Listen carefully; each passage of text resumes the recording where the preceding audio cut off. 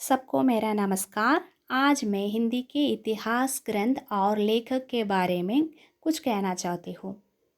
हम सबको पता है हिंदी का प्रथम इतिहास है इस्तवार लितरेत्यु ऐंदुई ऐंदुस्तानी, जिसका लेखक गासाद तासी है।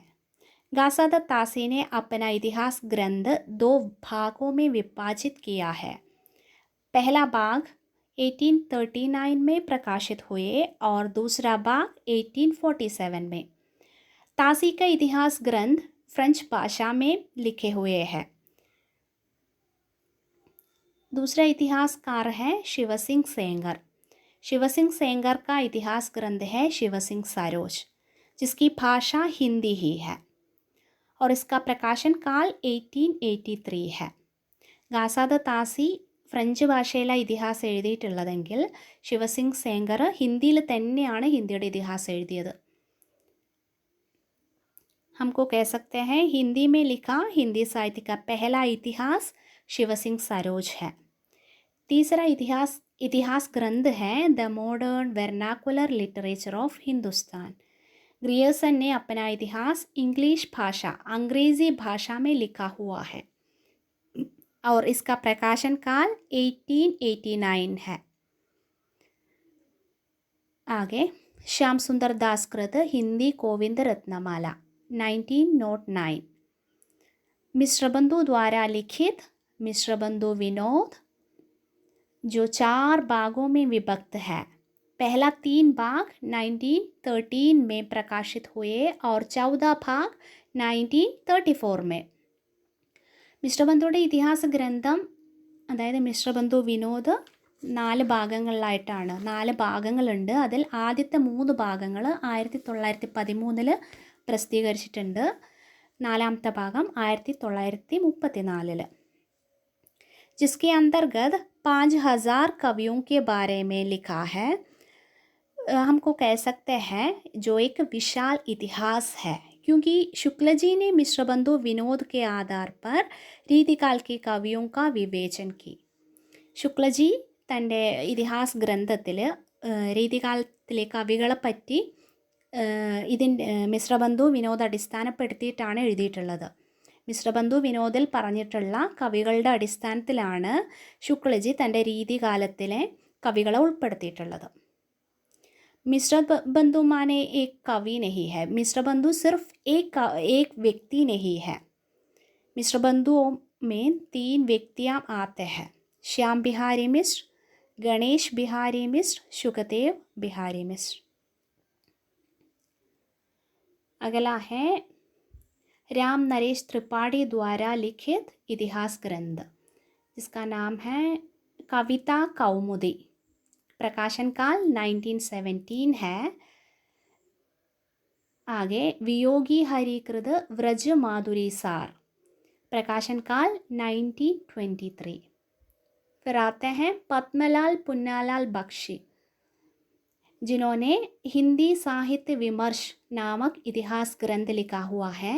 प्रकाशन काल 1923. फिर आते हैं श्याम सुंदर दास कृत हिंदी भाषा का विकास 1924. आगे आचार्य रामचंद्र शुक्ल जी द्वारा लिखित हिंदी साहित्य का इतिहास. सबसे महत्वपूर्ण इतिहास है हिंदी साहित्य का इतिहास, जिसका प्रकाशन काल 1929. ശുക്ലജിയുടെ ഇതിഹാസമാണ് ഏറ്റവും ഇമ്പോർട്ടൻ്റ് ആയിട്ടുള്ള ഇതിഹാസം. അത് 1929 എഴുതിയിട്ടുള്ളത്. शुक्ल जी ने पहल वैज्ञानिक ढंग से काल विभाजन किया है. आगे पद्मलाल पुन्नालाल बख्शी ने और एक इतिहास लिखा हुआ है हिंदी भाषा और साहित्य 1930 में. फिर सूर्यकांत शास्त्री ने हिंदी साहित्य का विवेचनात्मक इतिहास लिखा है 1930 में ही. फिर रमाशंकर शुक्ल रसाल, इनका इतिहास ग्रंथ है हिंदी साहित्य का इतिहास 1931. ശുക്ലജിയുടെ ഇതിഹാസവും രമാശങ്കർ ശുക്ല ഇതിഹാസ് ഗ്രന്ഥവും ഒരേ പേരിലാണ്, ഹിന്ദി സാഹിത്യ ഇതിഹാസ്. വർഷങ്ങൾ തമ്മിലുള്ള വ്യത്യാസം ശുക്ലജി 29 രമാശങ്കർ ശുക്ല രസാൽ 1931 ഇതിഹാസ് ഗ്രന്ഥത്തിൻ്റെ പേര് ഒരുപോലെയാണെങ്കിലും വർഷം തമ്മിലുള്ള വ്യത്യാസം ഇതാണ്. ഒന്ന് 29 മറ്റേത് 31. फिर कृष्ण शंकर शुक्ल, इनका इतिहास ग्रंथ है आधुनिक हिंदी साहित्य का इतिहास 1931. फिर इंद्रनाथ मधान का इतिहास ग्रंथ है मॉडर्न हिंदी लिटरेचर, हिंदी का ही इतिहास है मॉडर्न हिंदी लिटरेचर 1939.